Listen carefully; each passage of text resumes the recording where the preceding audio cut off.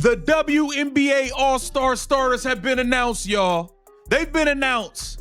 Y'all want to guess who not starting?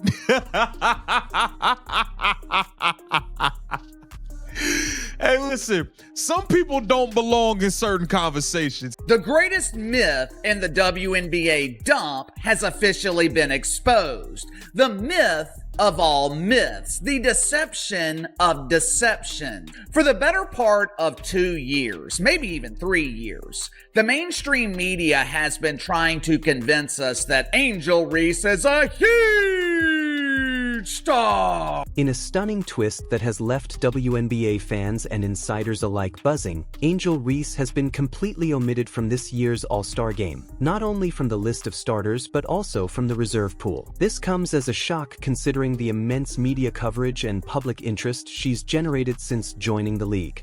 Well, the first returns are coming in on the WNBA All-Star voting. Of course, it will be in Indianapolis. And as you can imagine, Caitlin Clark is leading the All-Star vote.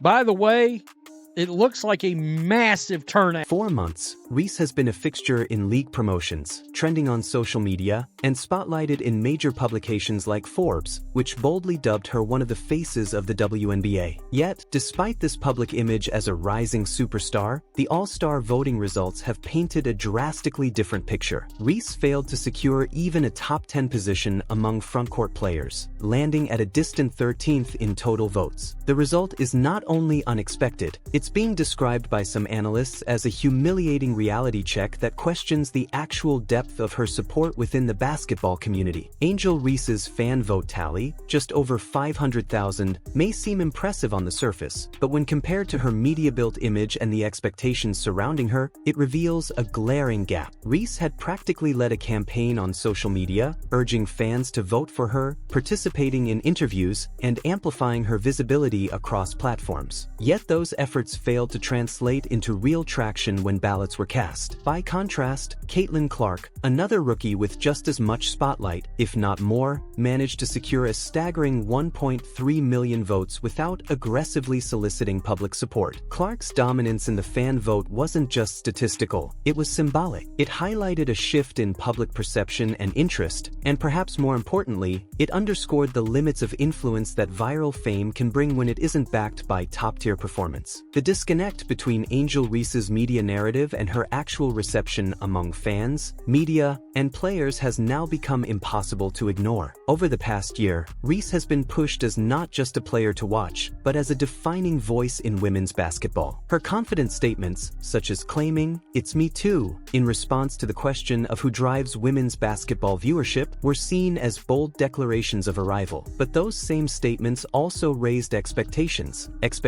that her play this season has not met. Reese's average of 11.3 points and 11.9 rebounds, coupled with a sub-40% field goal percentage, has drawn criticism. Observers point out that her stats, while solid for a rookie, don't scream franchise cornerstone or all-star lock, especially when weighed against the marketing narrative that's been built around her. Digging deeper into the numbers, Angel Reese's statistical production reveals a level of inconsistency that continues to raise questions. At 6 feet 3 inches and playing a physical interior position, Reese was expected to dominate the paint on both ends of the floor. However, her shooting percentage hovers at a concerning 38.9%, well below average for a post player. Compared to her college performance, this marks a noticeable dip, and the drop in rebounding from her previous averages only adds to the concern. While her double-digit rebounding total remains respectable, the inefficiency on offense has stood out more, particularly given the high-profile nature of her early career. With all the attention surrounding her, each miss becomes magnified, and every quiet night fuels further skepticism about whether she's ready to live up to the hype. Caitlin Clark, on the other hand, has not only met expectations but exceeded them. The Iowa standout has been a consistent performer, leading her team, hitting clutch shots, and generating massive attendance numbers wherever she plays. Unlike Reese, Clark hasn't relied on a media machine to build her image. Her play has done that naturally. naturally. Her 1.3 million fan votes were earned through electrifying performances and game-changing moments, not through online campaigns or personality-driven promotions. She's quickly become the center of attention,